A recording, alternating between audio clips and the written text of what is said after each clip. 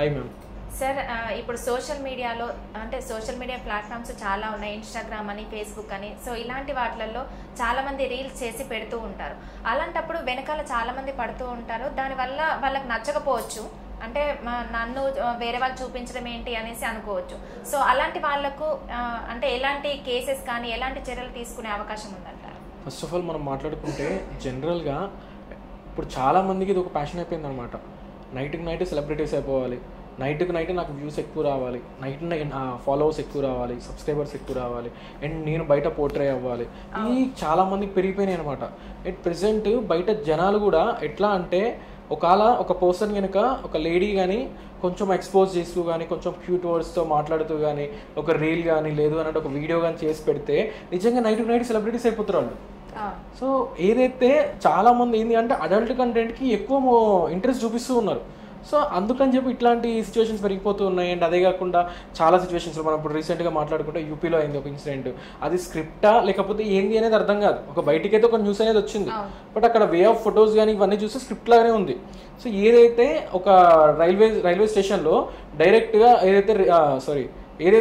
ఏదైతే రైల్వే స్టేషన్లో కొన్ని వీడియోస్ ఏదైతే కొన్ని రీల్స్ చేస్తూ అక్కడ డిస్టర్బెన్స్ అనేది క్రియేట్ చేస్తుంటే ఒక పర్సన్ వెళ్ళి అడగడం జరుగుతూ ఉంటుంది. ఆ సిచ్యువేషన్లో ఆ పర్సన్ని తోయడం, సో ఇద్దరు కొంచెం అట్లా గలాట అనేది కొంచెం క్రియేట్ అవ్వడం జరిగింది.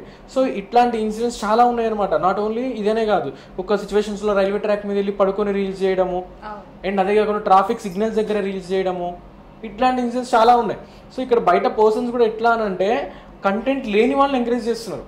సో ఇక్కడ మనకి కంప్లీట్గా మనం చూసుకుంటే ఇప్పుడు social media platforms complete disadvantages కోసమే ఉన్నాయి.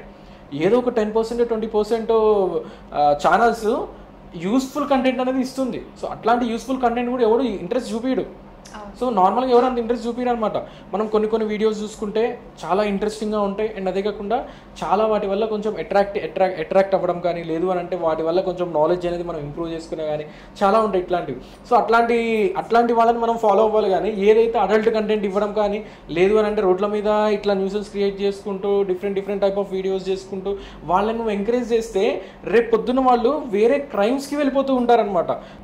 మనం మాట్లాడుకుంటే ఫస్ట్ ఆఫ్ ఆల్ వీళ్ళకి ఎట్లాంటి పనిష్మెంట్స్ అనేది మాట్లాడుకోవాలి. బట్ ఎట్లాంటి పనిష్మెంట్స్ కంటే ముందు ఇట్లాంటి పర్సన్స్ని ఎవరు తయారు చేస్తున్నారు, ఇట్లాంటి పర్సన్స్కి ఎవరు క్రియేట్ చేస్తున్నారు అనే వాళ్ళ గురించి మాట్లాడుకోవాలి. ఒక పర్సన్ ఒక వీడియో పెట్టిండు అని అంటే చాలామంది అది ప్రాపర్ కంటెంట్ లేకపోయినా కొంచెం అడల్ట్ కంటెంట్ ఉందని చెప్పేసి, లేదు అని అంటే ఒక అమ్మాయి ఉంది కొంచెం ఎక్స్పోజింగ్ ఇస్తూ వీడియోస్ చేస్తుంది అని, లేదు అంటే కొంచెం క్యూట్ వర్డ్స్తో మాట్లాడుతుంది అని చెప్పేసి ఫాలో కొడుతావు. కానీ అక్కడ కంటెంట్ ఏముంది, అది ప్రాపర్ కంటెంటా లేదా అనేది చూసుకోవాలి.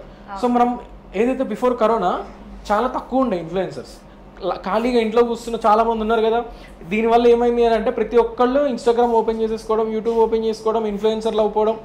సో దానివల్ల వాళ్ళు ఏదైతే ఒక అడల్ట్ కంటెంట్ యూజ్ చేసుకోనో లేకపోతే ఇట్లాంటి ఎక్స్పోజింగ్ చూపించేసుకొని ఫాలోవర్స్ వచ్చిన తర్వాత లేకపోతే యూట్యూబ్లో సబ్స్క్రైబర్స్ వచ్చిన తర్వాత వాళ్ళు కొన్ని ప్రొడక్ట్స్ని ప్రమోషన్స్ చేసి అండ్ అదే కాకుండా కొన్ని బెట్టింగ్ యాప్స్ని ప్రమోషన్ చేసి వాళ్ళు ఇన్కమ్ జనరేట్ చేసుకుంటారు. బట్ నీ మైండ్ సెట్ని ఖరాబ్ చేస్తున్నారు. నువ్వు ఒక్క ఫాలో బటన్ నువ్వు కొట్టే ఒక ఫాలో బటన్ అండ్ అదే కాకుండా ఒక లైక్ సింబల్ వల్ల ఆల్మోస్ట్ కొన్ని జీవితాలు నాశనం అయిపోతాయి. అదైతే కుల్లా చెప్పేస్తున్నాను నేను. బికాస్ ఎందుకు అని అంటే హర్ష సాయి లాంటి వాళ్ళు కానీ అండ్ అదే కాకుండా కొంతమంది ఇన్ఫ్లుయెన్సర్స్ వాళ్ళందరినీ మనలాంటి వాళ్ళే మనమే తయారు చేసినాం.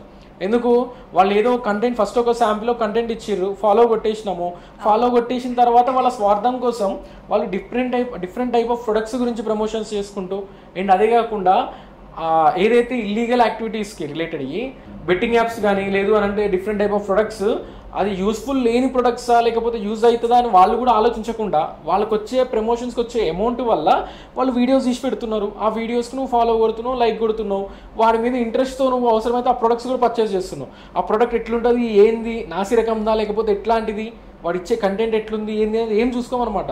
కుల్లా అరే వీడికి ఫాలోవర్స్ ఎక్కువ, ఓకే వీడు ప్రమోషన్ చేసిందంటే ఆ ప్రొడక్ట్ ఎక్కువ మంచిది అన్నట్లు వెళ్ళిపోతూ ఉన్నారు.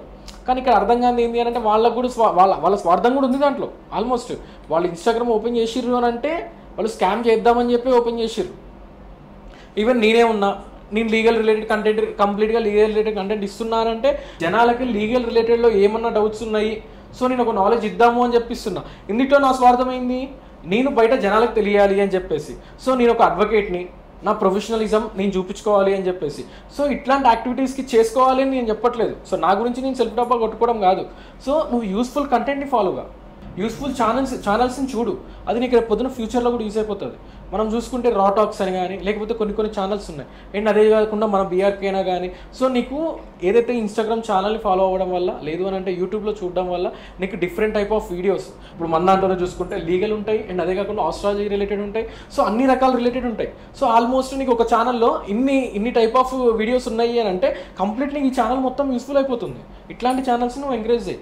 లేదు ఇట్లా రోడ్ల మీద వీడియోస్ తీసుకునేటోళ్ళని, ఎక్కడ పడితే అక్కడ వీడియోస్ చేసేటోళ్ళని, ఇట్లాంటి పర్సన్స్ని ఎంకరేజ్ చేస్తూ బయట జనాల్ని నాశనం చేస్తుర్రు. సో నువ్వు కొట్టే ఫాలో బటన్ చెప్పే కదా, ఏదైతే అన్కంటెంట్ వీడియోస్, కంటెంట్ లేని వాటికే జనాలు ఇప్పుడు ఇంట్రెస్ట్ చూపిస్తున్నారు. అండ్ అదే కాకుండా వాళ్ళకు కూడా లీగల్గా చాలా ఇల్లీగల్ యాక్టివిటీ అది కూడా. ఇప్పుడు ఏదైతే తిరుపతిలో జరిగింది కదా సార్, తిరుపతి ఆవరణంలో ఒక అతను రీల్స్ చేస్తుంటే కఠిన చర్యలు తీసుకోవాలి అనేసి యాజమాన్యం చెప్పింది. అలాంటి వాళ్ళకి ఎలాంటి పనిష్మెంట్ ఉంటుంది?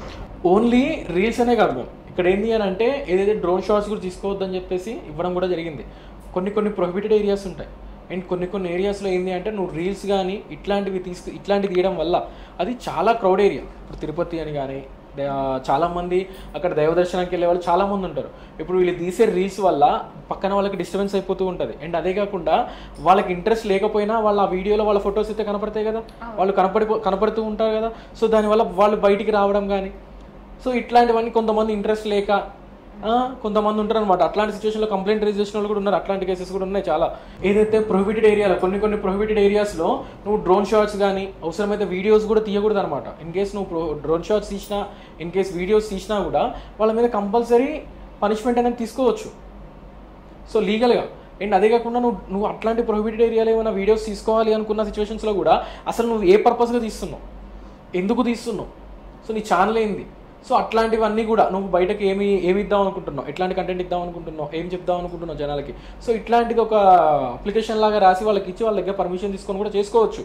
సో వితౌట్ పర్మిషన్ ఏంటి అంటే చేసుకోకూడదు. అండ్ అదే కాకుండా కొన్ని ఏవియేషన్ ఏరియాస్ కానీ కొన్ని ప్రొటెక్టెడ్ ఏరియాస్ ఉంటాయి. సో అట్లాంటి ఏరియాస్లో కూడా డ్రోన్ షాట్స్ కానీ లేకపోతే వీడియోస్ కానీ అట్లాంటివి తీయకూడదు అనమాట. సో ఇట్లాంటివి ఏమైనా తీసినా అది లీగల్ యాక్టివిటీ కింద వాళ్ళ మీద బిఎన్ఎస్ ప్రకారం కేసు అనేది కూడా ఫైల్ చేస్తూ ఉంటారు. సో ఇవన్నీ ఎందుకు అయిపోతున్నాయి అని అంటే నేను చెప్పే కదా, ఇట్లాంటి స్కామర్స్, వీళ్ళందరూ ఇన్ఫ్లుయెన్సర్స్ అంటాం కానీ వాళ్ళకి స్కామర్స్ అనాలి ఫస్ట్ ఆఫ్ ఆల్.